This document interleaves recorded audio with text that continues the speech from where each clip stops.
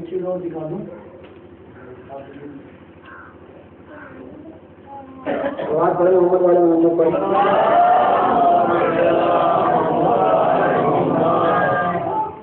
تاریخ بغداد 48 اشر. ٹھیک ہے جناب بہت ہی بڑے محدث گزرے ہیں انہوں نے لکھا ہے کہ ابلیس اور ابو بکر کا ایمان برابر تھا. پوری عربی کا بزرگ رکھا ہوا ہے. کتاب کا نام بتا دیے جا کے چیک کریے گا. ابھی اپنے مقدر کی بات ہے ابلیس کو مانو یا ابلیس کو نکالنے والے کو مانو. ابو بکر میں شرک چیزیں کی چال کر رہا تھا. کتابوں کے نام سنتے جائیں الادب المفرد محدث اعظم امام بخاری مولانا خلیل الرحمان نعمانی ترجمہ کرتے ہیں. ابو بکر چوٹی کی رفتار سے شرک چھپا ہو جاتا ہے وہ چل رہا تھا. دوسری کتاب کا نام سنیں کسی حدیث کے لگے آگے کی کتابیں ہے ادارت الخلفاء الخلافۃ الخلفاء حکیم الامت شاہ ولی اللہ محدث دہلوی لکھتے ہیں ابو بکر میں چوٹی کی رفتار سے شرک چھپا ہوا ہے. ٹھیک ہے جناب.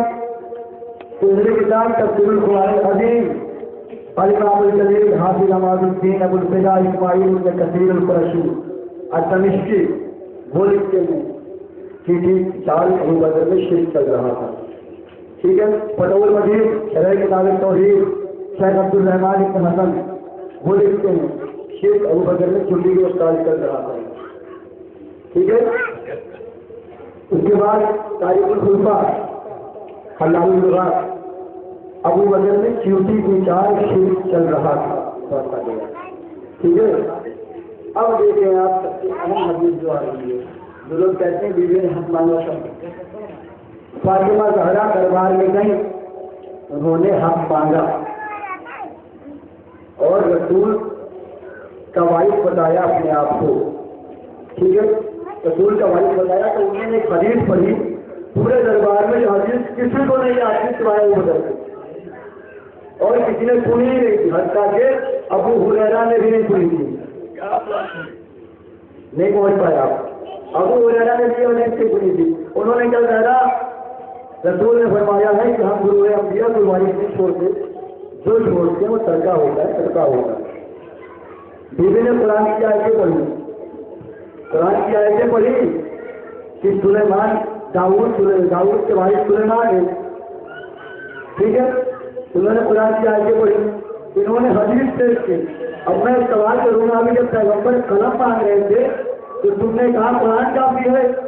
آج بھی میں قرآن پیش کر رہی ہوں تو کہہ رہے ہو حدیث کافی ہے. یہ کون سا پیمانہ ہے؟ نہیں مانا انہوں نے. میں نے کہا دوائیاں پوری نہیں تھی. دوائیاں پوری نہیں تھی. اس میں بیوی میں احمد بیوی جس کو رسول نے بتایا بیوی کی اندر تھی انہوں نے بھی دوائی دی کہ ہاں یہ حق بیوی زہرا کا ہے. واری انہوں نے کہا رسول وارث نہیں چھوڑتا. آؤ اس کا اب کیا کہوں اس کا اچھا تو بولے ورزش میں بات نہیں ہے. اس کا ایسا پوسٹ مارٹم کرتا ہوں کہ ہمیشہ رکھی ہوا. ابو ہریرہ ٹہل رہے تھے شخص آیا وہ پیاز لے کر آیا. اس کی پیاز دکھ نہیں رہی تھی. دھیان دیجیے گا اس کی پیاز دکھ نہیں رہی تھی. اس نے ابو ہریرہ سے کہا کہ پیاز دکھ نہیں رہی ہے کا دکھوا دوں گا کا دکھوا دوں. اچھا مشن تو بتاؤ دور کتنا 10%. اچھا آپ کی پوری پیاز کی 10%. 50-50 آدھا تو نے ٹھیک ہے دکھوا دیجیے. انہوں نے اعلان کیا رسول نے فرمایا ہے کہ جس نے مسئلہ کی پیاز کھائی ایک پیاز جس نے کھائی اس پر جنت واجب ہے. اب جیسے انہوں نے کہا بولنے والے مسلمان دولے پیاز خریدنے کی بنوا رہی لمحوں نہیں لگے اس کی پیاز دکھ گئی. جب پیاز دکھ گئی اس نے انہیں آدھا پیسہ دیا. اب تو جو بتایا جو انہوں نے کہا تھا وہ بدلنے کہ رسول اپنا کوئی وارث نہیں چھوڑتا. رسول اپنا کوئی وارث نہیں چھوڑتا. اور بیوی نے قرآن سے ثابت کیا تھا کہ رسول وارث چھوڑتا ہے اور ہم اہل بیت رسول کے وارث ہیں. اور انہوں نے ایک حدیث بیان کی تو کسی اور کو نہیں پتا تھا. اب جب پیاز دکھ گئی انہیں پیسہ ملا یہ پیسہ لے کے چلے. اب روایت بتاتی ہے کہ عائشہ آگے آئی. انہوں نے ابو ہریرہ کا ہاتھ پکڑ کے کیوں موڑ دیا عائشہ نے ابو ہریرہ کا ہاتھ کر کے یوں بول دیا کہ رسول کی طرف جھوٹی باتیں کہیں کیوں منسوخ کرتا ہے؟ رسول نے کب کہا کہ جس نے بچہ کی پیاس کھا لی اس سے جنت واجب ہے؟ ابو ہریرہ نے بول کے دیکھا کہ ٹھیک ہے تم نے کہیں کہا لیکن یہ بتاؤ رسول نے یہ کب کہا تھا کہ میرا کوئی مالک نہیں ہوتا؟ بات واضح ہو گئی دونوں نے آپ اپنی یاد چھوڑ دیا۔ رسول نے یہ کب کہا کہ میرا مالک نہیں ہوتا؟ پھر باپ نے جو کہہ دیا وہ سے میرا مالک نہیں ہوتا۔ فاطمہ زہرا صدیقہ طاہرہ جن کے لیے ان کے بڑا طاہر عورتوں میں کوئی نہیں ہے، خاتون جنت، خاتون معیشت۔ کتاب کا نام ہے علی ماما یاترا، علی نام الفقی علی محمد عبداللہ ابن مسلم ابن قدیبیہ الجلوری۔ انہوں نے کتاب لکھی ہے فاطمہ زہرا ہر نماز کے بعد ابو بکر کے لیے بددعا کیا کرتی تھی۔ جس کے لیے زہرا بددعا کرے وہ مسلمان ہو سکتا ہے؟ جس کے لیے بنت رسول بددعا کرے، نماز میں بددعا کرے، جبکہ حکم ہے کہ کسی سچے مسلمان اور مومن کے لیے بددعا کرنا حرام ہے۔ رسول کی بیٹی بددعا کر رہی ہے، رسول کی بیٹی بددعا کر رہی ہے ان کے لیے جنہوں نے رسول کی بیٹی کا کیوں دکھایا۔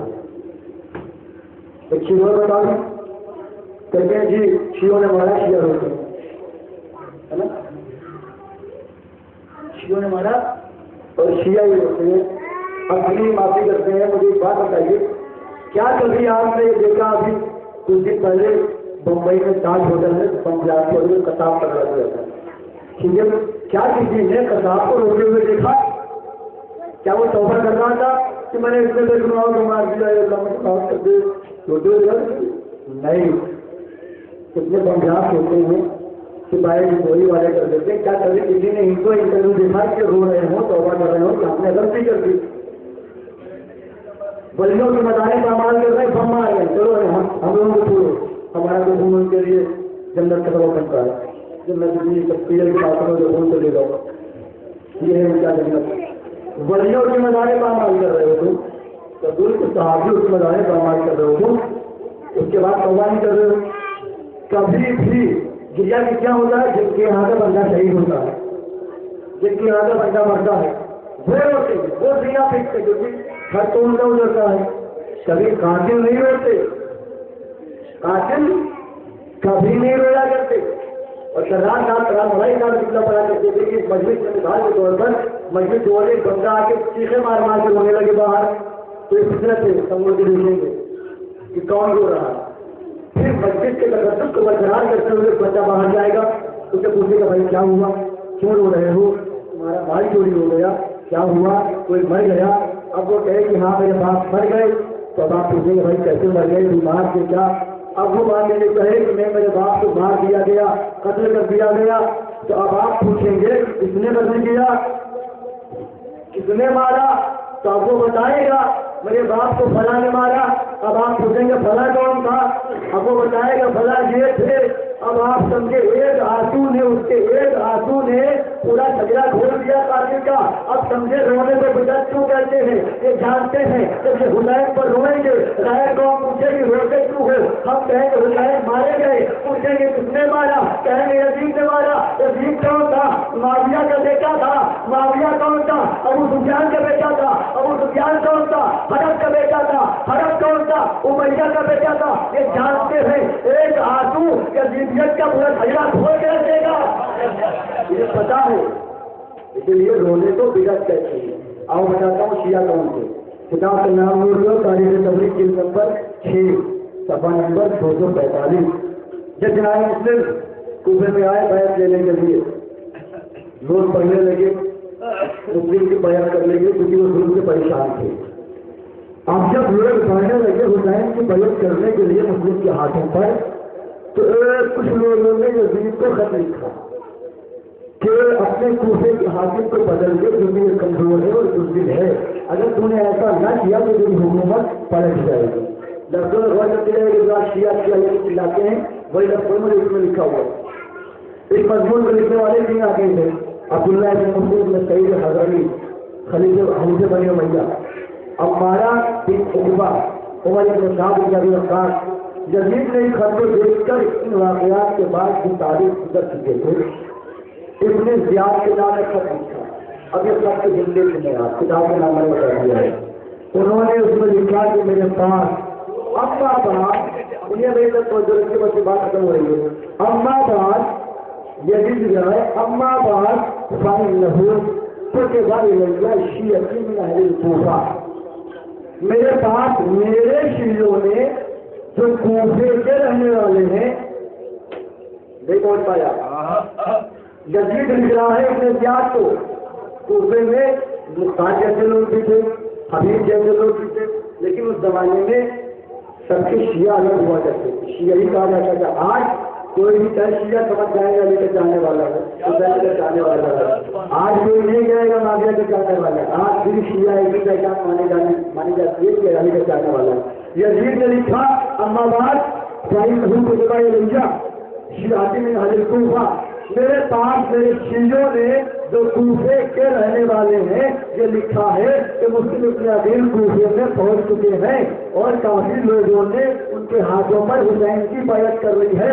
تاریخ تبریز جلد نمبر 6/99 سے 200۔ اب آپ اس پہ غور کریں، پہچان تو لیا ہی ہوگا آپ نے، عمر خاص کون ہے؟ یہ وہی ہے جس نے کربلا میں حسین پر سب سے پہلا تیر چلایا، یہ وہی خبر دار ہے جس نے حسین کے قتل کے لیے لشکر بھیجا تھا اور پھر بھی آیا تھا ساتھ میں۔ اس کی لفظیں جو یزید نے لکھی، کیا لکھی؟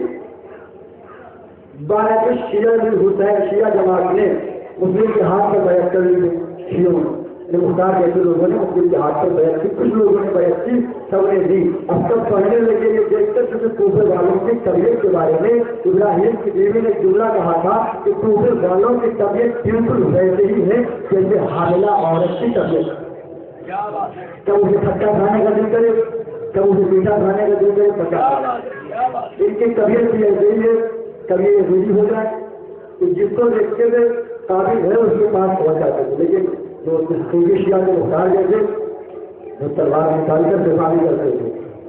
آپ نے غور کیا یزید نے لکھا دیا کہ خطبہ الیہ شیعۃ من اہل الکوفہ، مجھ کو میرے شیعوں نے، مجھ کو میرے شیعوں نے کوفے سے خط لکھا ہے۔ یہ لکھنا اس بات کی دلیل ہے کہ وہ شیعہ اور تھے جو حسین کو مارنے والے تھے۔ یزید نے اس لفظ میں ثابت کر دیا کہ جنہوں نے حسین کو قتل کیا وہ ماویائی عثمانی شیعہ تھے۔ میں پلتو جملہ دے رہا ہوں آپ کو، تاریخ تبریز مولا حسین کی طرف لڑنے کے لیے ہلال ابن نافع اور یزید کی طرف لڑنے کے لیے حارث الگ سے روز کا جب میدان میں آتے تھے تو پلتو کے نجف ہلال نے کہا انا ہلال ابن نافع انا دین علی ابن ابی طالب، میں ہلال ابن نافع ہوں اور میں علی کے دین پر ہوں۔ تاریخ تبریز پیادان علی جمعت کی کتاب ہے، میں علی کے دین پر ہوں۔ حسین کی طرف لڑنے کے لیے انہوں نے یہ کہا، جو حارث آیا اس نے کیا کہا کہ انا حارث وہ انا دین عثمان، میں حارث ہوں اور میں عثمان کے دین پر قائم ہوں۔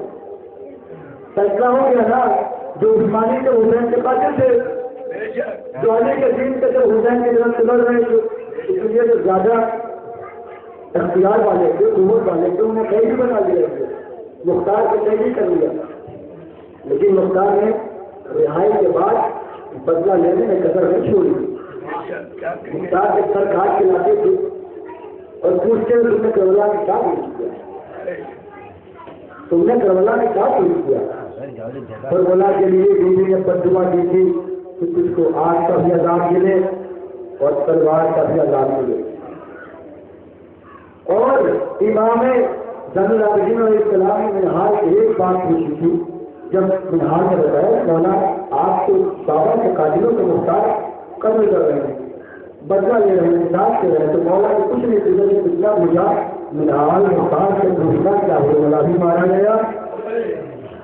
اللہ جانے مولا نے کیسا ظلم کیا تھا جب اللہ نے کہ حسین نے کسی کو نہیں پوچھا، زین العابدین نے کسی کو نہیں پوچھا، صرف اور صرف فرمولا کو پوچھا۔ منہاج کھول کے مختار کی ملاقات ہوئی، مختار نے پوچھا میرے مولا نے کوئی پیغام دیا ہے؟ کہا مولا نے پتا نہیں تو ایک ہی نام پوچھا کہ منہاج مختار کے پوچھ لینا کہ فرمولا بھی مارا گیا۔ مختار نے قسم کھائی جب تک میں فرمولا کر اپنے مولا کی خدمت میں نہ پیش کر دوں اس وقت تک میں اب گھر میں نہیں بیٹھوں گا. اور مختار نے فرمولا کو گرفتار کیا. پھر فرمولا سے پوچھا مجھے بتا میرے مولا نے تیرے ہی نام کیوں لیا, تو نے کربلا میں کیا ظلم کیا, مجھے بتا فساد کر پائیں گے آپ بولیں گے گا تیرے پوچھا تو نے کربلا میں کیا ظلم کیا. اور اس نے بتانا شروع کیا میں نے یہ کیا, میں نے یہ کیا, میں نے یہ کیا. ایک مقام پر محنت کھڑی ہوئی تھی, میں نے چالا لیا, میں نے تیر مارا, ڈالے مقام پر اپنے لگی, میں نے زمین پر گری, پھر سے زمین پہ گرا. جزاک اللہ مولا کوئی رحمہ دے. مختار سمجھ گئے کیا وجہ ہے کہ میرے مولا نے فرمولا کو ہی پوچھا اور بابلا تھا آپ کتنا سن سکیں گے. روایت کہتی ہے کہ میرے مولا کا ساتھ میرے مولا کے جان ہر مقام پر جاتے تھے. اس مقام پر ایسا ہوا کہ قافلہ روکا گیا دربار میں کہ کیا کہ اگر کوئی حسین سے بدلہ لینا چاہے یا علی کا کوئی بدلہ باقی ہو, حسن کا کوئی بدلہ باقی ہو, رسول کا کوئی بدلہ باقی ہو تو حسین سے لے سکتا ہے. جیسے ہی عزیز مرحوم نے کہا علی کی بیٹی طرف گئی, ارے کیا میرے مرے ہوئے بھائی کے سر پر ٹوٹ دیا جائے گا. تو جان میں بھبری اللہ پریشان نہ ہو, جب تک آپ کا بھتیجا زندہ ہے, جب تک یہ ناتما زندہ ہے, کوئی حسین کو مرنے سے باہر نہیں دے گا, میں بدلے دوں گا. سنجان آگے بڑھے, جس کو بدلہ لینا ہو میرے دادا علی کا, جس کو بدلہ لینا ہو میرے نام رسول کا, جس کو بدلہ لینا ہو میرے ابو حسن کا, جس کو بدلہ لینا ہو میرے بابا حسین کا, جو آئے مجھ سے بدلہ لے. دربار سے ایک شخص اٹھا, دربار سے ایک شخص اٹھا, اس نے کہا مجھے بدلہ لینا ہے علی کا. یزید نے کہا اٹھا تازیانہ اور میرے بدلا وہ تازیانہ لے کے چلا, بہت رہے گا انشاءاللہ. وہ تازیانہ لے کے چلا, امام کی قمیض کو اٹھایا, امام کی قمیض کو پشت سے اٹھایا, دیکھتا جاتا ہے, کبھی ادھر دیکھتا ہے, کبھی ادھر دیکھتا ہے, لیکن تازیانہ نہیں آتا. کافی دیر ہو گئی, وہ کبھی دائیں دیکھتا, کبھی بائیں دیکھتا, لیکن تازیانہ نہ مارتا. یزید نے کہا ارے تازیانہ مار, تازیانہ کیوں نہیں مارتا. اس نے کہا خدا لعنت تیرے تجھ پر, ارے کہاں تازیانہ مارے, پوری پشت تو لکڑی ہے, پشت کے ہر مقام سے پھول جاتی ہے. کہاں کہاں تازیانہ لگاؤں, کہاں کہاں دلے لگاؤں, پوری پشت تو سجائے کتنے نظر میں کرے راضی ہے. اس بیمار پر ہم نے ختم کیا ہے. اللہ